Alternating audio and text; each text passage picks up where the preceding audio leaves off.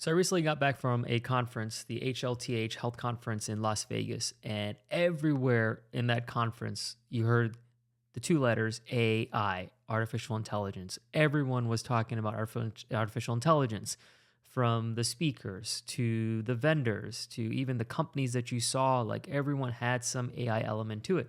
But to be very honest with you, like a lot of it was not AI. A lot of it was just assistance with workflows or bots. There wasn't that artificial intelligent aspect that you would think would be there, but everyone's using the words AI in these technologies.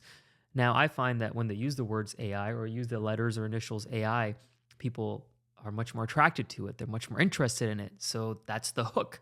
That's what gets people to come and talk to them if they're a company, or come and listen to them if they're speaking on it.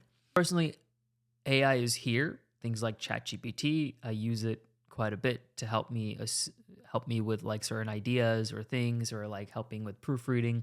It's also, yes, very very scary to see what it can do when it comes to like creating photos and videos of different scenarios just by you putting an input.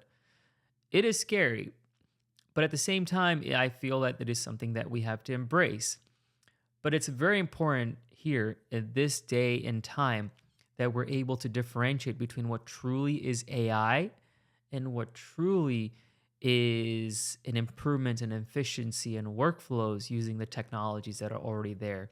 So when it comes to healthcare, there's a lot of people freaking out, like, oh my gosh, like, are we no longer going to have a job? Like, is radiology going to be taken over by artificial intelligence? Like, will these machines be able to like read things? Or recently there was all this viral videos about a surgery that was done by a robot. Like it saw how humans do a certain procedure, and then it was able to emulate that procedure. It, I'm not really scared by it.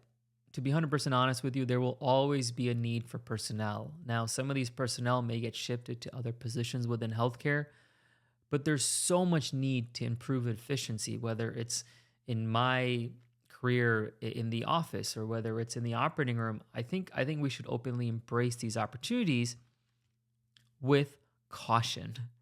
I think we also should have some roadblocks in place. I think we should have some breaks that really kind of help us gauge, is this really going to help us, or is this going to be something that's harmful, whether it's to society or whether it's to us.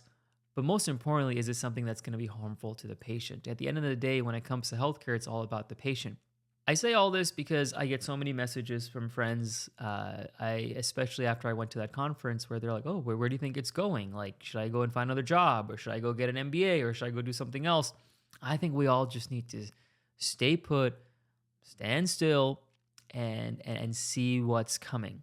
Do you guys remember when phones came out? Like the first generation iPhone, or before that, you had the Motorola and you had the little keypads and the Blackberries.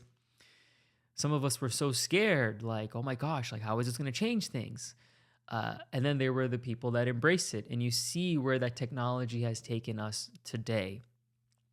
I think it's the same when it comes to new technologies. I think it's going to be very similar when it comes to the incorporation of either artificial intelligence or efficient workflow bots or technologies that really help us take better care of our patients within healthcare. So I think people need to stop freaking out.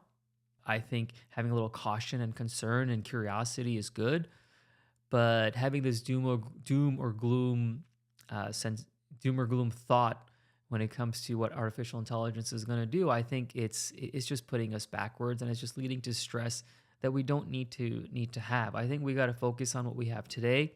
Let's continue to look for improvements, and if that involves incorporating some technology, I think it's definitely worth a trial and a test. I don't think it's something that we have to fear. I think it's something that we should embrace.